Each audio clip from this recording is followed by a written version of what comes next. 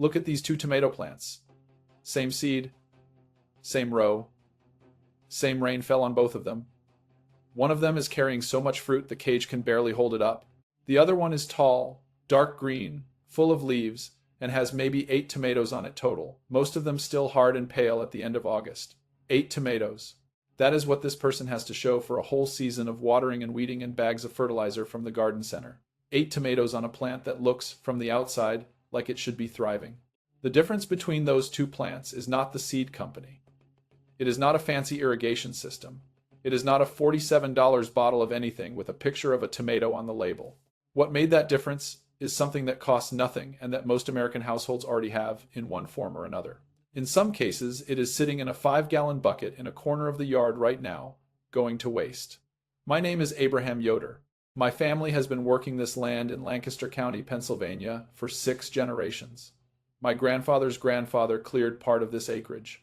We have never used a synthetic fertilizer on this soil. Not once. And I will tell you what we have used, and why it works, and why nobody at the garden store is going to tell you. In this video, I am going to walk you through the complete system, 6 steps, in the order you would use them from the moment the ground thaws to the last harvest of fall. It takes about a season to learn, and the rest of your life benefits from it. By the time we are done, you are going to understand why your plants looked great in June and disappointed you in August, and you are going to know exactly what to do differently starting this week. I also want to mention, before we go any further, that Esther and I put together a written guide called the Amish Home Saving System that goes deeper into this and other practices we use on this farm. I'll mention it again in the middle of the video. There is a link in the description. Now, I want you to sit with this. The difference between a garden that produces and one that just grows is not the plant. It is what is underneath the plant. Everything that follows comes from that single fact. Most people who garden think about feeding the plant. They see a yellowing leaf and they think the plant needs something. They go to the store and they buy a product that says it will fix the yellowing. Sometimes it does, for a few weeks, then the plant needs it again. Then it needs more. And every August they end up standing in the garden wondering why, after all that effort and all that spending, the harvest is thin. The reason is simple. They have been feeding the plant instead of feeding the soil, and those are 2 completely different things. When you feed the plant directly with a synthetic fertilizer, with a water-soluble powder that goes straight to the roots, you are bypassing the entire system that was designed to feed the plant naturally. You are giving the plant a meal and skipping the kitchen. The kitchen is the soil. The cooks are the microorganisms, the bacteria, the fungi, the earthworms, the beetles, the nematodes, billions of living things in a single tablespoon of healthy ground. Cornell University has published work showing that a teaspoon of good garden soil can contain between 100 million and 1 billion bacteria. 1 teaspoon. Those organisms break down organic matter. They fix nitrogen from the air. They form partnerships with plant roots that extend the reach of those roots by hundreds of times. They make nutrients available in exactly the form and timing that plants actually need. A synthetic fertilizer does not support that community. In many cases, it suppresses it. When you flood the soil with a high nitrogen salt solution, which is what most blue or white granular fertilizers are, you create conditions that favor certain bacteria over others and disrupt the fungal networks that connect plant roots to the broader soil ecosystem. You get a short burst of growth, the plant shoots up, the leaves get dark and glossy, you think it is working. But what is actually happening is that the plant is getting a dose it did not earn, and the community underneath that was supposed to provide long-term fertility is getting weaker every time you do it. Think of it this way. Imagine a town with a strong economy, local farmers, local trades, merchants who know each other, a whole network of exchange that has been working for a long time. Now imagine someone starts flying in cheap food from outside, enough of it that nobody in town needs to farm anymore. At first it looks like prosperity. Everyone is eating, but the farmers stop farming. The knowledge goes away. The fields go fallow, and the moment the outside supply stops, the town has nothing. That is what synthetic fertilizer does to soil over time. The plants eat, but the soil community that was doing the real work starts to disappear. My grandfather understood this without ever reading a word of soil science. He called it killing the ground beneath your feet to feed the plant above it. And he said a man who does that is borrowing against his children. So here is the system. 6 steps, in order. The first thing you do, and this happens before you plant a single seed, is know what your soil actually is. not what the bag of fertilizer assumes it is, not what the garden center tells you. What it actually is, you get a soil test, not a fancy laboratory job. The Penn State Extension, like most land-grant university extension services around the country, will test your soil for about $9 to $15. You mail them a small bag of dirt, and they send back a report that tells you your pH, your phosphorus level, your potassium level, and your organic matter percentage. That report is the map. Everything else follows from it. The mistake most people make here is they skip this step. They go straight to buying products. They assume the soil needs nitrogen because everything they have ever seen advertised is about nitrogen. But nitrogen deficiency is far from the only thing that can make a plant underperform. Low pH soil that is too acidic locks up phosphorus even when there is plenty of it in the ground. A soil test costs $15 and saves you from spending $100 on the wrong thing. My father used to say that a man who guesses at his soil is like a doctor who prescribes without examining. So step 1, spend $15. Get the test. Wait for the report. Then decide what the soil needs rather than what the store is selling. Step 2 is correcting the pH.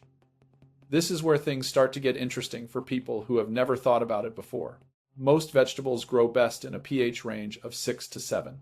If your soil is below 6, which is common in much of the eastern United States, especially in areas with heavy rainfall, your plants cannot take up nutrients properly, even if those nutrients are present in abundance. You can pour expensive fertilizer into acidic soil all season long and barely move the needle on production. The fix costs almost nothing. Agricultural lime crushed limestone runs between $6 and $10 for a 50-pound bag at any farm supply store. For most residential garden plots, 1 or 2 of those bags applied in fall or early spring will bring the pH up into the range where plants can actually feed themselves. It works slowly, which is why you apply it ahead of time. You are not trying to shock the soil. You are adjusting the environment so the existing biology can thrive. If your test comes back showing pH that is already high above 7.5, which happens in parts of the Southwest, the fix is sulfur, which costs about the same. The point is that neither fix is expensive. Both work. Both are things farmers have used for generations. Neither one appears in a commercial with a smiling woman holding an enormous zucchini. That is the second step. But there is one more thing, and this is the one most folks get wrong, even when they know the rest. Step 3 is compost. Not a product with compost on the label. Not a bag of processed material from the garden center that costs $32 for 2 cubic feet. Actual compost, made from kitchen scraps and yard waste, that costs you nothing but time and attention. A pile in the corner of the yard, managed correctly, produces material that is biologically richer than almost anything you can buy in a bag. Here is why this matters and why the bag cannot replicate it. When you make compost in your own yard, the organisms that colonize that pile are the same organisms that already live in your local soil. They are adapted to your conditions. Your temperature swings, your humidity, your local organic matter. When that compost goes back into your garden, it carries a living community that fits the environment it is returning to. A bag of sterilized or partially processed material from a commercial facility does not carry that community. It may carry some organisms, but it is not the same thing. The protocol is straightforward. You need carbon material, dry leaves, straw, cardboard, wood chips and nitrogen material, kitchen scraps, fresh grass clippings, green plant material. The ratio by volume is roughly 3 to 1, carbon to nitrogen. You turn the pile every couple of weeks in summer, keep it as moist as a wrung-out sponge, and in 3 to 6 months, depending on the season and the size of your pile, you have finished compost. Dark, crumbly, smells like forest floor.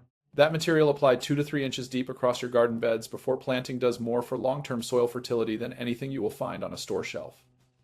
Now here is the honest warning. Fresh kitchen scraps piled without enough carbon material will go anaerobic. It will rot instead of compost. It will smell bad, and it will attract animals, and it will not produce the material you want. The carbon is not optional. Dry leaves work fine. So does shredded cardboard. So does straw. If you get the ratio wrong, you will know within a few days because the pile will start to smell. The fix is to add more carbon and turn it. That is it. Do not be discouraged by one failed pile. The system learns you as much as you learn it. Step 4 is the one that most gardeners who have read the books and watched the videos still miss.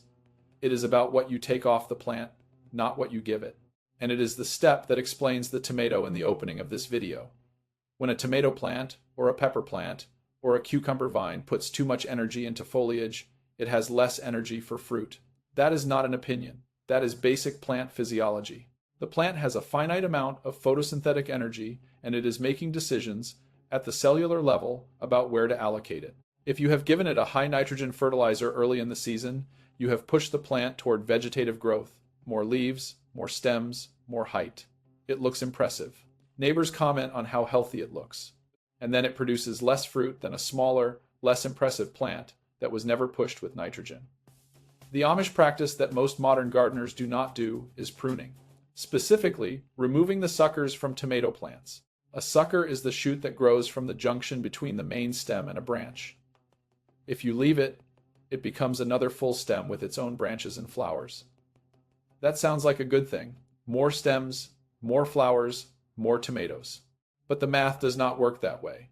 More stems means the plant's energy is divided across more sites. The fruit it does produce tends to be smaller, and the overall yield per plant is often lower. When you remove the suckers and keep the plant to 2 or 3 main stems, you focus the plant's energy. The fruit that does set is larger, ripens faster, and the total weight of harvest from a pruned plant frequently exceeds that of an unpruned plant of the same variety. My mother used to walk the garden every 3 days in July, pinching suckers by hand. She said it was like telling the plant where to put its attention. You are not fighting the plant. You are in a conversation with it about priorities. The protocol is simple. Once a week, walk the row. Remove any sucker thicker than a pencil. Smaller than a pencil you can leave. They sometimes produce a flower cluster before you get back to them. Do it in the morning when the plant is cool. A clean pinch with thumb and forefinger is all it takes. No tools necessary. No products. No cost. The warning here is real. Overpruning is possible. If you remove too much foliage from a tomato plant in high heat, you expose the fruit to direct sun and you can get sun-scald, pale, papery patches on the skin of the tomato. Leave enough leaves to shade the fruit clusters. You are thinning, not stripping. That is step 4. But there is one more thing, and this is the one most folks get wrong even when they know the rest. Before I get to step 5, I want to take a moment because we are about halfway through this video. Esther and I put together a written guide called the Amish Home Saving System. It covers the practices we use on this farm for the garden, for the pantry, for the household budget, the ways we have kept our costs low and our yields high for generations. It is not a long book. It is practical and it is organized, so you can start using it the same week you get it. The link is in the description if you want to take a look. Now, step 5. This is the one that the old-timers knew and the garden industry would rather you never thought about. It is cover cropping, and if you have never done it, the first time you see the results, you will understand why it has been a foundational practice in working farms for centuries, and why most backyard gardeners have never heard it mentioned in a meaningful way. Here is what cover cropping is. When a bed in your garden finishes its summer crop, when you pull the last tomato plant or the last bean vine in September or October, instead of leaving that ground bare over winter, you seed it with a fast-growing mix of plants. Winter rye, crimson clover, Austrian winter peas, daikon radish, seeds that cost about $4 to $8 for enough to cover a substantial garden area. Those plants grow through the fall and, depending on your climate, through part of the winter. In spring, before you plant your main crops, you cut them down and turn them in, or simply lay them flat on the surface and plant through them. What they leave behind in the soil is remarkable. Legumes, like clover and winter peas, fix nitrogen directly from the air and deposit it in nodules on their roots. Daikon radish grows a thick taproot that breaks up compacted subsoil, creating channels that future plant roots can follow down into layers they could not reach before. Winter rye produces an enormous mass of fine roots that feed the soil biology as they decompose, adding organic matter throughout the entire rooting zone rather than just at the surface. And all of this happens without you lifting a finger between November and March. The mistake most gardeners make is leaving ground bare over winter. Bare soil loses organic matter. Rain compacts it. Cold and wind break down its structure. Weed seeds blow in and germinate first thing in spring. By the time you are ready to plant, the ground that was in good shape in October is harder, thinner, and full of annual weeds. A cover crop prevents all of that and actively improves the soil while you are not looking. The protocol is simple. After your last harvest, broadcast the seed across the bed. Rake it in lightly. Water once if it is dry. That is the entire job. Cost is between $4 and $8 a bed. Results accumulate every year. A bed that has been cover-cropped for 5 seasons is visibly different from one that has been left bare, darker, softer, richer in earthworms, and measurably more productive. That is step 5. Step 6 is the one I save for last, because it is the most surprising to modern gardeners, and it is the one that my grandfather would have considered so obvious it barely needed saying. It is water. Not how much you water. When. Most people water their gardens on a schedule that is convenient for them. Morning before work, or evening after dinner. Evening watering is the single most common habit in backyard vegetable gardens, and it is one of the most reliably damaging things you can do to your plants over a full season. When leaves go into the night wet, when the surface of the soil stays moist through the dark hours, you create the exact conditions that fungal diseases need to take hold. Powdery mildew, blight, septoria leaf spot, botrytis. These diseases are not mysteries. They are predictable outcomes of a common watering practice. Water in the morning, as early as you can. This gives the leaf surface and the top of the soil time to dry before evening. The roots get their water. The sun helps evaporate what the roots do not take. By nightfall, the surface is dry, and the fungal spores that land on those leaves in the cool evening air do not find the moisture they need to germinate. This is not a complicated idea. It costs nothing. It requires no product. It is a small change in schedule that has a measurable effect on plant health across an entire season. In a hot, humid summer in the mid-Atlantic or the southeast, the difference between a garden watered in the morning and one watered in the evening by August can be stark. One has healthy canopy, the other is struggling with spotted, yellowing, dying foliage. My grandmother watered before sunrise in summer, carrying water from the pump before the rest of the household was awake. She did it that way because her mother taught her it was the only way that made sense.